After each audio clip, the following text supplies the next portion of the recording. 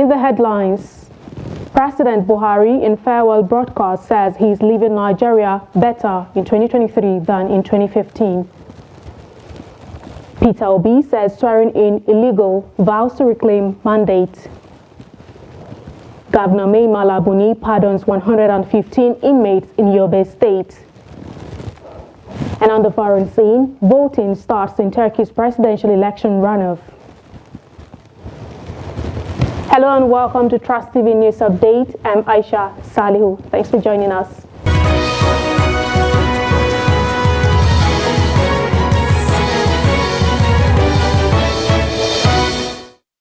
We begin with the first story, where 8 years after he swept to power on a wave of promises, President Muhammadu Buhari has looked back on his tenure with a sense of fulfillment and of progress for the country under his watch.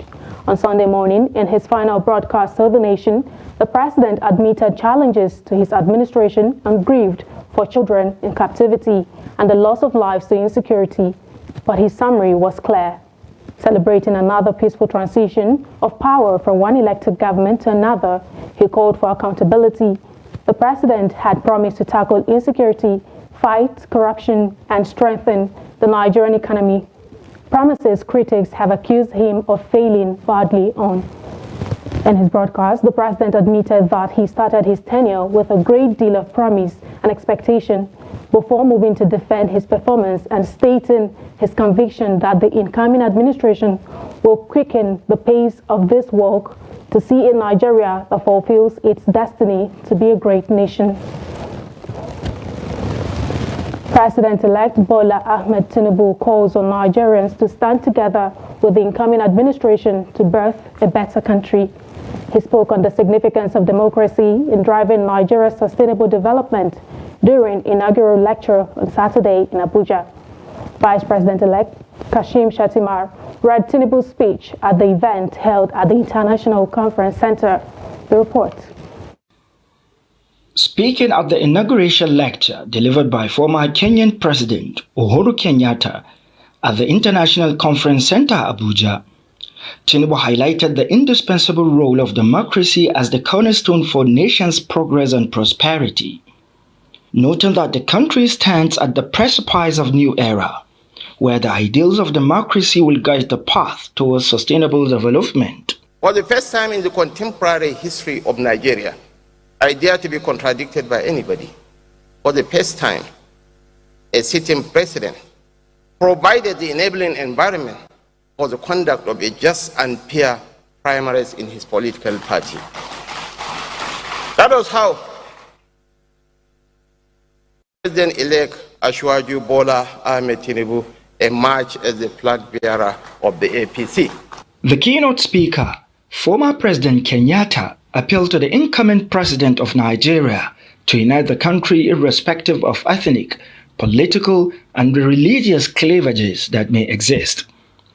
Kenyatta says the contest is now over and the hard work of building a prosperous and unified Nigeria now begins. The incoming administration has a unique opportunity to use this inflection point brought about by a peaceful and orderly transition to take stock of what sort of future it wants for the people of this country and for the future of this nation. Outgoing President Buhari noted that the inauguration lecture took participants on the journey of introspection on the imperatives of democratic governance and nation building, and that the various challenges that confront the social political fabrics of Nigeria were highlighted.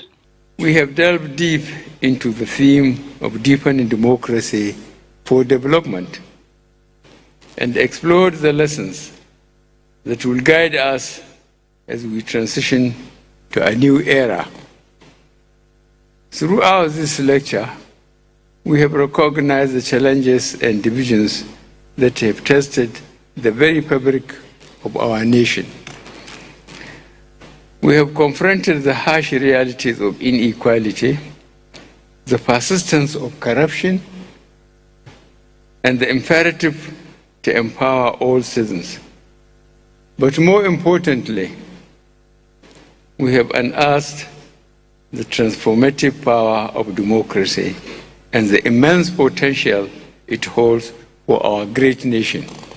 The national chairman of ruling All Progressive Congress, Senator Abdullahi Adamu, Deputy Speaker, House of Representatives, Idris Wase, Secretary to the Government of the Federation, Boss Mustafa, Sultan Muhammad Abakar Saad of Sokoto, Oni of Ife, Oba Anitan Ogunwusi, Bishop Matthew Kuka, President of African Development Bank, Akinwumi Adeshina, and Deputy General of the United Nations, Amina Muhammad, among others, attended the inaugural lecture. The Labour Party presidential candidate in the 2023 general elections, Peter Obi, has described the scheduled Monday swearing-in of President-elect Bola Tinubu and his vice, Kashim Shettima, as illegal. He has also expressed optimism that, with the present Nigerian judiciary, reclaiming his mandate is certain. Peter Obi stated this while speaking at a function with journalists in Kaduna State. Well, the court will decide. Like I said, we must continue to live on path of peace, religious harmony, ethnic harmony, coexistence. That is the most important thing for now. We have teeming youth population that is today facing unemployment, hunger, and everything, especially in the north and all over Nigeria, which we can tackle by ensuring that we invest in them, by ensuring cultivation of the assets of the country, especially the vast uncultivated land in the north. Still with the Labour Party, the Lamida Papa faction of the party has kicked against the decision of an Edo State High Court presided over by Justice Emmanuel Ahamojai, which reportedly restored Julius Abure as substantive national chairman of the party. During a press conference in Abuja, the National Publicity Secretary of the Apapa faction, Abayomi Arobambi, said a matter pending before the Court of Appeal cannot be litigated by any lower court. Arobambi said the implication of the suspension of Abure by the National Executive Council of the party in Bauchi makes the Edo judgment a mere academic exercise, as NEC, which is the highest organ of the party, had already suspended Abure and his cohorts. Counsel to Apapa faction, Monday Mawa, while also reacting to the judgment, said the judgment does not set aside pending issues facing Abure, which are yet to be resolved. I felt it is necessary to set this record straight that Abure himself was the one that appealed that judgment of the ruling of May 12, where the court sustained the order restraining him and restraining the former National Secretary, restraining the former National Secretary, that's Clement Ojukwu, and restraining the former National Treasurer. And they have appealed the judgment into the Court of Appeal, which is yet to be heard. He also filed motion for sale proceeding. He went about last week that Court of Appeal are reinstated him. If Court of Appeal are reinstated him, what is the jubilation about an Edo State High Court that has also now said they are returning Abure to office? It just marked some form of responsibility on the part of Abure and his media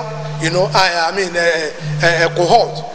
But we are letting the public know that that matter is pending before Court of Appeal in Abuja, and no junior court can adjudicate over any matter before a higher court. NEC, which is the highest organ of the party, has further suspended him. So his suspension from his word, which was set aside today, is no longer of any moment, because he now has, it's not like a person having two issues to cross, or two rivers to cross. He has only succeeded in crossing one, and he's celebrating that he has succeeded in crossing everything. Unfortunately, that is where he is, and that is the reason I say I do not see reason why anybody should be celebrating what transpired in Benin today. There is nothing to celebrate. So I think that is the position. So as it stands today, that judgment has only set aside the suspension by his word.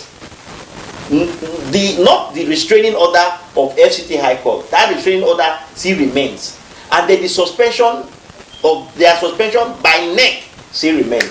So you can see that the judgment seems not to even make any difference for him. So he still remains suspended and remains restrained. Yobe State Governor Yahaya and Chairman Northern Governors Forum has dissolved his cabinet ahead of his swearing-in for second term. Governor Yahaya announced the dissolution of the State Executive Council at the valedictory session of the State Council meeting. Ibrahim Ismail reports. His Excellency, the Chairman of the Council. This is the valedictory session of the Yobe State Executive Council, signaling the end of the first tenure of the Yahaya APC-led administration that began from 29 May 2019. Governor Yahaya, who announced the dissolution of the cabinet, thanked the commissioners for their contributions in the last 4 years. With what we did, I hereby announce that this cabinet dissolves as from today. This is the last working day. But as Mr. President said, you are still in government, you manage until we transit finally on the 29th. So don't be surprised. I work here Saturdays and Sundays. If I send for you, please, hurry up and come. There could be 1 or 2 things for you to explain or answer or advise on what we do. The Attorney General of the state and Commissioner for Justice pointed that the APC-led government had inherited multiple problems when it came to power in 2019, but ensured it worked hard to surmount them. Your Excellency, you have faced these daunting challenges squarely, and they've been addressed successfully. And for that, the people of Gombe are grateful. And for those of us who are in the train that has moved this Gombe forward, we thank you for giving us the opportunity to put our footprints in the history of Gombe. Your work that you have done outlived those who have done for 16 years, and you will continue to be remembered for that. I don't need to mention them. But particularly, I cannot fail to mention the Muhammadu Buhari Industrial Park. The cumulative effect of that will be seen in the future. And whether you are alive or not, people will continue to say it was His Excellency Muhammadu Yahaya that constructed this. Thank you for that. The governor has inaugurated a transition committee in preparation for his swearing-in for the second term, come 29 May 2023. Ibrahim Ismail, Trust TV News, Gombe. As Governor Babajide Sanwo-Olu of Lagos State and Deputy Governor Obafemi Hamzat gear up for their inauguration on Monday, the state government says both have submitted their asset declaration forms to the Code of Conduct Bureau. The media advisor to Governor Babajide Sanwo-Olu, Boyega Akoshile, made the disclosure in a statement. The asset declaration was said to have been administered to the governor and his deputy by a Code of Conduct Bureau board member representing Southwest Zone, Professor S.F. Ogundari, and witnessed by member Taufik Olawole Abdusalam and the Lagos State Director of the Bureau, O. Popola. As part of activities lined up for his inauguration on Monday, Governor Mai Mala Buni of Yobe State has granted pardons to 115 inmates serving different jail terms in the state. Addressing the inmates in Potiskum, former Attorney General and Commissioner of Justice in the state, Saleh Samanja, disclosed that their fines ranging from 10,000 naira to 500,000 naira had been settled by the Yobe State government. Samanja charged them to ensure they went back to school or learnt trades, saying their characters were found satisfactory while serving. The inmates incarcerated across 3 correctional centers in Potiskum, Nguru, and Gashua included 2 females and 113 males between the ages of 20 and 40 years old. The Assistant Inspector General of Police in charge of Zone 14, Ahmad Abdulrahman, has charged personnel in the zone to guard against corruption at a time when the force is working towards tackling criminality in the country. AIG Ahmad Abdulrahman gave the charge during a visit to the Kaduna State Police Command. Here's the report. Interacting with the officers and men of the Kaduna State Police Command, AIG Abdurrahman said the police has beamed its searchlight on flashpoint areas in order to bring an end to criminal activities. Always I will receive flash report from Chikun local government, flash report from Zangon Kataf area, flash report from Birnungwari area, flash reports along Sarkin Power Polware. And these are not new areas in terms of our, mapping out as hotspots. He also advised men and women of the command to do more in area of intelligence gathering when discharging their responsibilities and also shun corruption. So we have to collaborate much more, and especially in intelligence gathering. You cannot succeed without intelligence. And intelligence, right from the traditional primitive level of policing in the world, intelligence was what had triggered successful securing of the communities. He further urged them to ensure they don't abuse the social media when discharging their responsibilities. Bello Musa, Trust TV News, Kaduna. You're watching News Update on Trust TV, coming up shortly after the break. We'll take a look at agricultural entrepreneurship support to unemployed graduates. Do stay with us. Now, as part of efforts to support Africa's goal of strengthening... Now, looking at the activity chart, as you can see right here, a total volume of 130. Created a Boko Haram crisis that at that time was restricted to Yobe. How secure are they? You can see security men with blood. This is the road leading up to the... Already, if you look at English squad, you are looking at EPL, you are looking at their names. You are not looking at...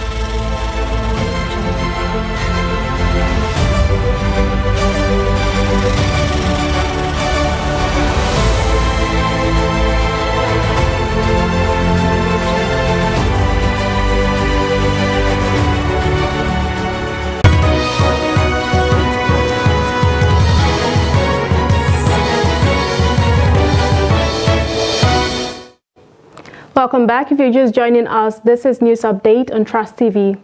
Here is a recap of some of our top stories. President Buhari in farewell broadcast says he's leaving Nigeria better in 2023 than in 2015. And Peter Obi says swearing in illegal, vows to reclaim mandate.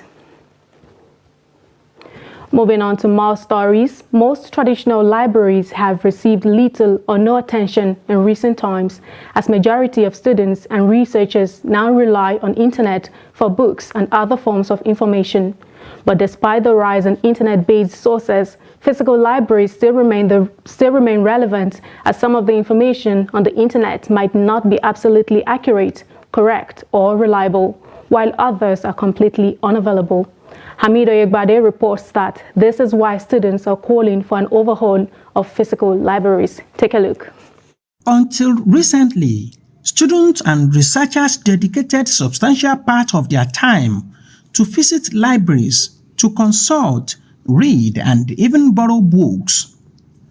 But with the advent of technology, most people now depend on the internet to get the needed information in their fields of study.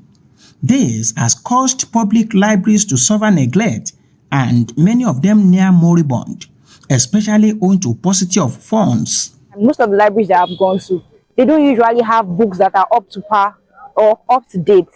Most of the time, their latest editions are usually 2009, 2010. The technological aid come with innovations, such as online resources, online libraries, that is practically taking over the traditional wall of library. Because students, basically, they use the internet more often.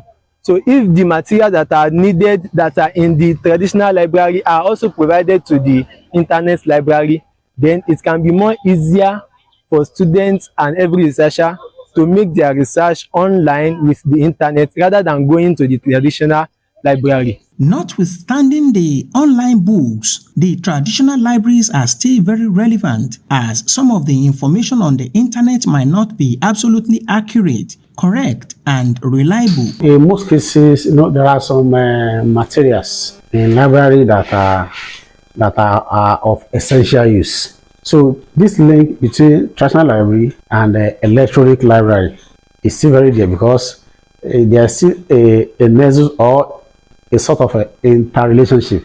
For example, there is a case, we have something like a interlibrary loan.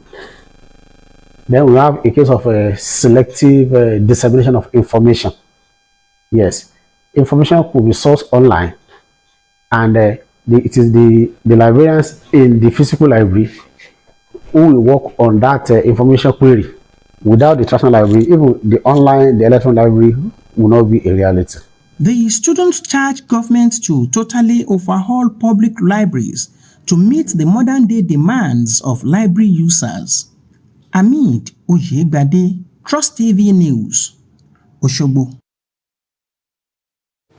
On the foreign scene, Turkish voters have headed to the polls for a landmark presidential runoff that will decide who leads the divided country through a critical period at home and on the international stage.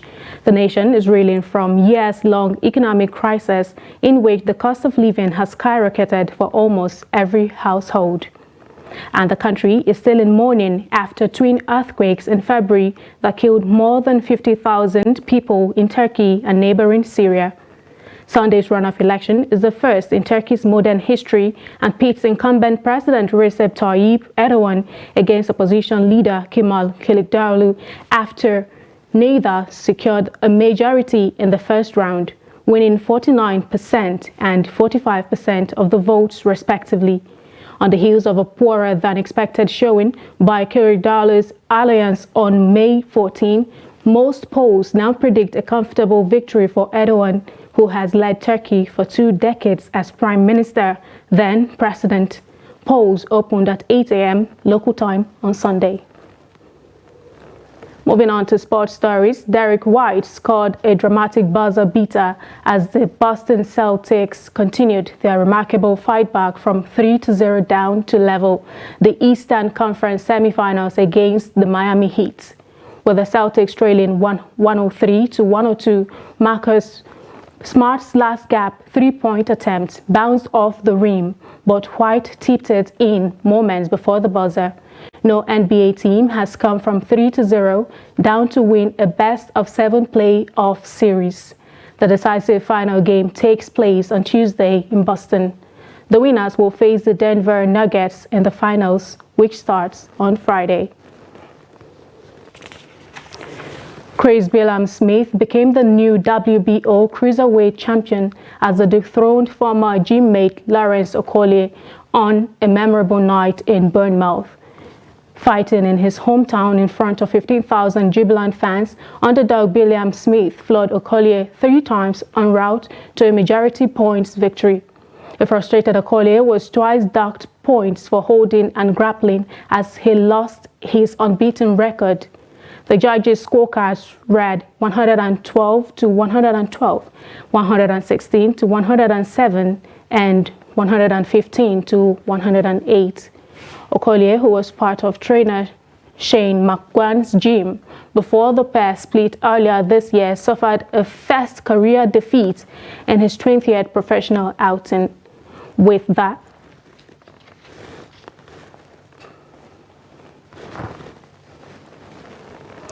that, we've come to the end of Trust TV News Update at this hour. Don't forget to follow us across all of our social media platforms and YouTube live stream. I'm Aisha Salihu. Thank you for watching.